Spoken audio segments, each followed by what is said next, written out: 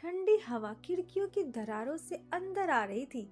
कोने में रखी मोमबत्ती बुझते बुझते सिर्फ धुआं छोड़ रही थी। नई नवेली दुल्हन काव्या लाल चूड़ा संभालते हुए धीरे धीरे उठी। पहली रात के बाद की यह सुबह, जिसे हर लड़की प्यार और लाड से भरी हुई सोचती है, उसके लिए बिल्कुल उलट होने वाली थी। उसने आईने में अपना चेहरा देखा। हल्की मुस्कान, आंखों में चमक और दिल में कुछ उम्मीदें थी। उसे लगा आज से नई जिंदगी शुरू होगी, सब अच्छा होगा। लेकिन उसे पता नहीं था कि ससुराल में जो होने वाला था वो उसके सपनों से काफी दूर था।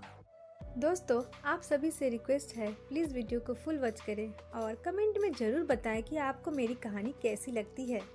काव्या रसोई में पहुंचती है। सर्दी इतनी थी कि पैर की उंगलियां सुन्न पड़ रही थी, पर ससुराल में चप्पल पहनकर रसोई में जाना मना था। सास खड़ी थी गुस्से में, चेहरा तना हुआ, आंखें ऊपर से नीचे तक काव्या को स्कैन करती हुई। कहा, पहले ही दिन से देर? हमारी बहुएं तो सूरज से पहले उठती थी।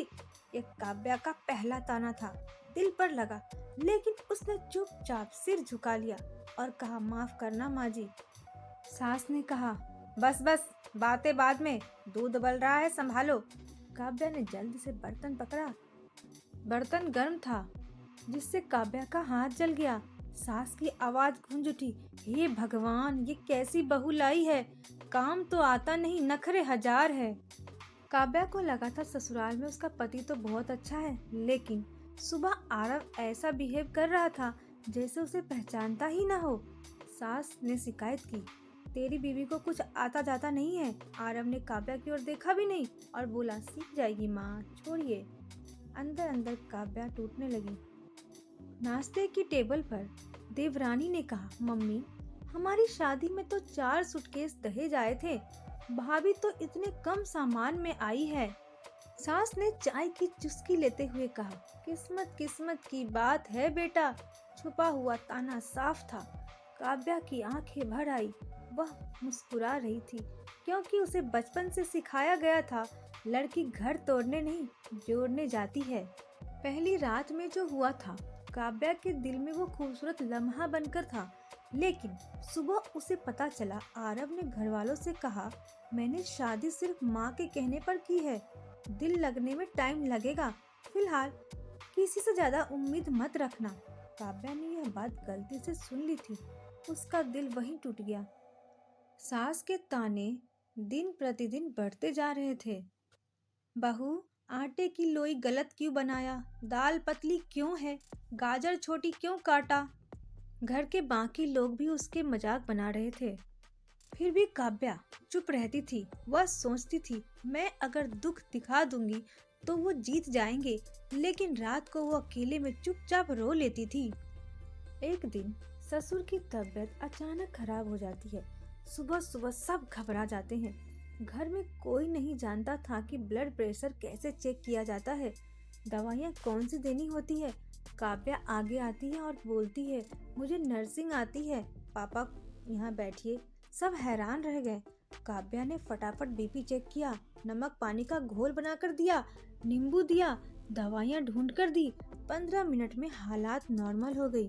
ससुर ने हाथ पकड़कर कहा, बहू, तुझे भगवान ने मेरे लिए भेजा है। ये काव्या की पहली जीत होती है। सास उस दिन भी कुछ बोलना चाहती थी, लेकिन ससुर जी ने उसे रोक दिया। उन्होंने कहा, ये बहू नहीं, ये लक्ष्मी है। सास चुप हो जाती है। उस रात काव्या मंदिर में अकेली बैठी होती है। आंसू बह रहे होते हैं। सास की सारी बातें याद आ रही होती है। उसी वक्त सास धीरे से उसके पास आती है और कहती है, काव्या, मेरी भी गलती है, मैं खुद बहुत ताने सुन चुकी हूँ।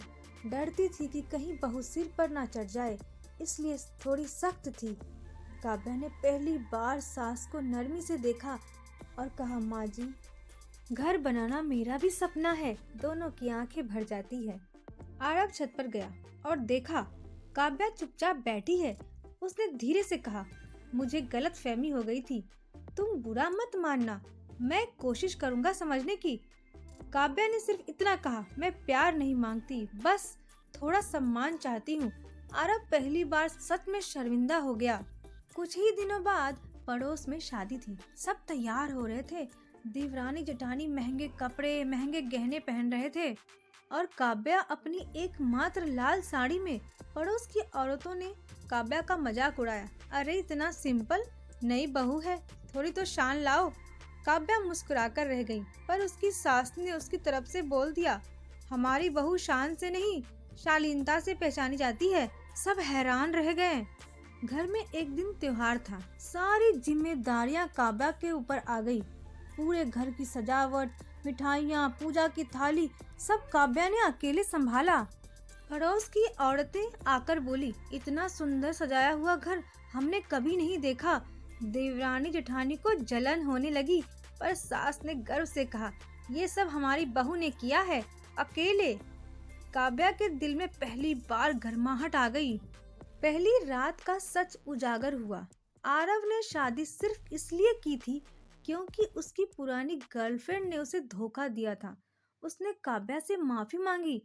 मैंने सोच लिया था कि किसी से दिल नहीं लगाऊंगा, पर तुमने मेरे घर को ही नहीं, काव्या, मेरी सोच को भी बदल दिया है। काव्या मुस्कुराई। उस रात पहली बार उसके चेहरे पर सुकून था। उसकी सास अब उसे बेटी की तरह ट्रीट करने लगी। देवरानी जेठानी भी नरमी से पेश आने लगी। उसके ससुर जी भी उसे बहुत प्यार करने लगे। आरव अब हर छोटे बड़े फैसले उससे पूछकर करता। काव्या ने सोचा, मैं क्यों टूटी रहती, क्यों रोती रहती, मुझ में ताकत थी, पर मुझे पता ही नहीं था। पहली रात के बाद काव्या को उम्मीद, प्यार और इज्जत मिलनी चाहिए थी, पर उसे ताने, दर्द और अपमान मिला। लेकिन उसने हार नहीं मानी, वह डटी रही और आखिर में वही दुल्हन जिसे सब कमजोर समझते थे, पूरे घर की धड़कन बन गई। यही वजह थी कि हर किसी की जुबान पर था, उस दुल्हन ने पूरे घर की सोच बदल दी। काव्या ने कभी किसी से बहस नहीं की, कभी ऊंची आवाज में जवाब नहीं दिया, पर उसकी हर छोटी सी कोशिश घर के माहौल में धीरे धीरे मिठास घोल रही थी। सास, जिसे हर काम में कमी दिखती थी, अब वह हर चीज पूछकर करती थी। देवरानी जेठानी भी उससे टिप्स लेने लगी। काव्या मुस्कुराती थी, पर दिल में वो सब याद था, कड़वी बातें, ताने, अपमान। फिर भी उसने सभी को दिल से अपनाया। वो सिर्फ एक बात जानती थी, घर प्यार से चलता है, बदले से नहीं। एक शाम आरव ऑफिस से लौटा। फ्रीज पर काव्या ने एक छोटा सा उसके लिए नोट चिपकाया था।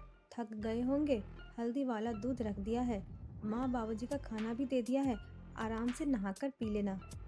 आरव ने उस नोट को पढ़ा और उसे एहसास हुआ, जिस लड़की को उसने ठीक से समझने की कोशिश ही नहीं की, वो उसके लिए एक एक तनाव, एक एक ज़रूरत को बिना बोले समझ लेती है। उसने सोचा, काव्या सिर्फ बहू नहीं, मेरे घर की धड़कन है। एक दिन मोहल्ले में किसी की शादी थी। सारी औरतें वहाँ तैयार होकर जा रही थी। सास ने अलमारी से पुराना बहुत ही सुंदर और कीमती साड़ी सेट निकाला और पहली बार खुद काव्या को अपने हाथों से दिया। ये मेरी शादी की साड़ी है, मैंने कभी किसी को नहीं दी, पर आज मैं चाहती हूँ कि तुम इसे पहनकर चलो। तुमने सिर्फ हमारा घर ही नहीं, मेरा दिल भी जीत लिया है काव्या। काव्या की आंखें भर आती है। ये वही सास थी जो कुछ महीने पहले उसे देखना भी पसंद नहीं कर रही थी। कहानी की सबसे बड़ी सीख। एक मोहल्ले की बूढ़ी दादी ने कहा, बहू तो सबके घर आती है, पर ऐसी बहू भाग्य से मिलती है। तुमने सिर्फ उनकी जिंदगी नहीं, पूरे घर की सोच बदल दी बेटा। और यही सच था। एक दुल्हन आई, ताने सुने, आंसू पिए, पर फिर भी प्यार से, हिम्मत से सबका दिल जीत लिया। दोस्तों, आप सभी से रिक्वेस्ट है, प्लीज़ वीडियो को फुल सपोर्ट करें और ऐसी ही कहानी के लिए मेरे चैनल पर अगर नए आए हैं तो चैनल को ज़रूर सब्सक्राइब करें।